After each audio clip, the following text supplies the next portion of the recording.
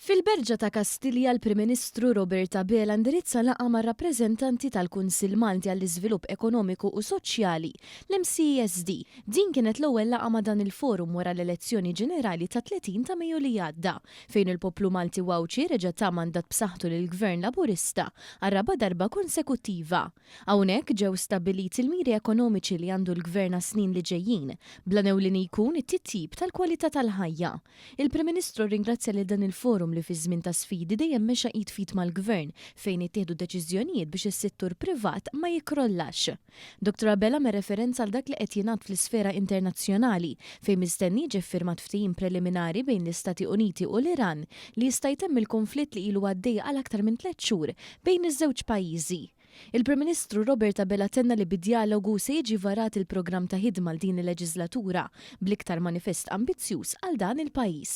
Dan fi sfond li spjega li fil-waqt li fuq naħa jridu jissaħħu l-miżuri ta' flessibilità għal familji trid tiżdied ukoll il-produttività. Konvint mill-ispirtu tajjeb ta' dan il-forum li flimkien nistgħu npoġġu bil-qiegħda, niddialogaw u noħorġu bl-aqwa deċiżjonijiet għal dan il-pajjiż, insemmi l-family friendly measures. U hemmhekk fejn iridu jkollna diskussjoni importanti ħafna kemm min-naħa ta' min jirrappreżenta l-employers, kemm min-naħa ta' min jirrappreżenta lil min jaħdem lil ħaddiema tagħna, però konvint li bid-dialogu nistgħu insibu il-bilanċ li huwa wieħed ġust anke biex nagħmlu l-qabża li jmiss fil-kwalità tal-ħajja.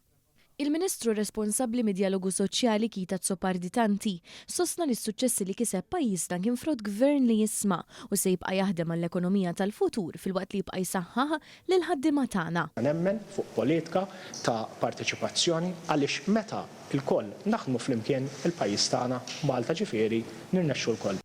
Iċ-chairperson tal-MCSD Marija Mikallef tkellmet dwar il-Viżjoni Malta 2050 fejn intqal kif l-imsieħba soċjali kienu strumentali e kif taw kontribut importanti. Il-valur ta' din il-viżjoni ma jitkejlix biss mill-ispirazzjonijiet tagħha, iżda wkoll mill-kapaċità li nibqgħu ffukati fuq l-implementazzjoni u li nkejlu l-progress permezz tal-miri u l-indikaturi ewlenin ta' prestazzjoni li ġew stabiliti.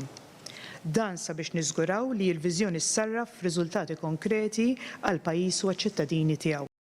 Waqt din il-laqgħa segretarju permanenti ewlieni Tony Sultana għadda messaġġ li kulħadd għandu jżomm f'moħħu l-importanza tal-operat, jiġifieri l-ħaddiema li jaħdmu qatih kuljum biex żommu l-pajjiż sigur u mill-aqwa.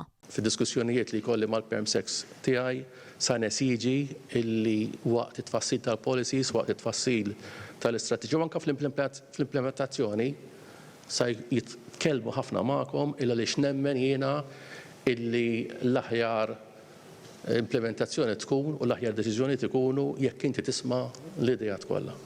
Sa dan it-tant is-Segretarju tal-Kabinet Ryan Spanjol ta' spjega ċara dwar kif il-miżuri li hemm fil-manifest elettorali int Malta huma allineati mal-indiċi tal-benesseri u rimarka li diġà beda x-xogħol neċessarju biex jibda l-implementazzjoni tal-miżuri tal-manifest elettorali filwaqt li titkompla l-implementazzjoni ta' dawk il-miżuri li kienu għadhom qed jiġu implementati fil-leġislatura preċedenti.